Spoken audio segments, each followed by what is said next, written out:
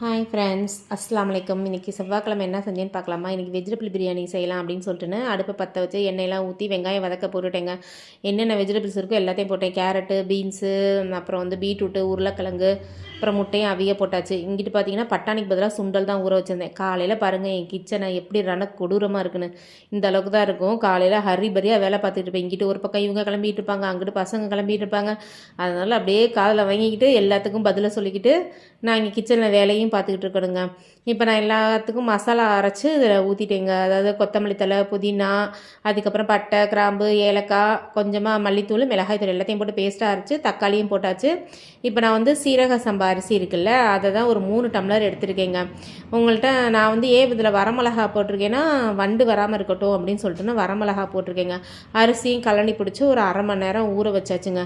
இப்போ காயெல்லாம் ஆட் பண்ணிடலாம் அப்படின்னு சொல்லிட்டு காயை ஆட் பண்ணிட்டேங்க. பட்டாணி இல்லை, அதுக்கு பதிலாக சரி சுண்டல் சேர்த்துக்கலாம் அப்படின்னு சொல்லிட்டுன்னு சுண்டலும் சேர்த்தாச்சுங்க. இப்போ நல்லா எல்லாமே காய் வேகிறதுக்கு கொஞ்சமாக உப்பு போட்டு நல்லா வேக விட்டுடலாங்க. நான் வாய்ஸ் கொடுக்கும்போது தான் இங்கிட்டு வண்டியாக போகும், மற்ற நேரம்லாம் அமைதியாக கிடக்கும் எங்கள் ஏரியா. பாலை அடுப்பில் வச்சாச்சு. எங்கள் வீட்டுக்காரர் செத்த பாலை பார்த்துக்கோங்க, இங்கிட்டு போயிட்டு வந்துடுறேன். அடுப்பை ஃபாஸ்ட்டாக வச்சு அந்த பாத்திரத்தையே பிடிக்க வச்சுட்டாரு. முட்டை ஒரு பக்கம் வேக போட்டு சாப்பாடையும் தம் போட்டு இறக்கியாச்சு.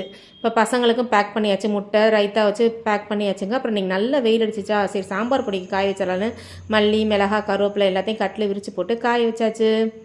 நாளைக்கு அரைக்கிற வீடியோ பார்க்கலாம். பாய். பிடிச்சிருந்தா லைக் பண்ணுங்கள்.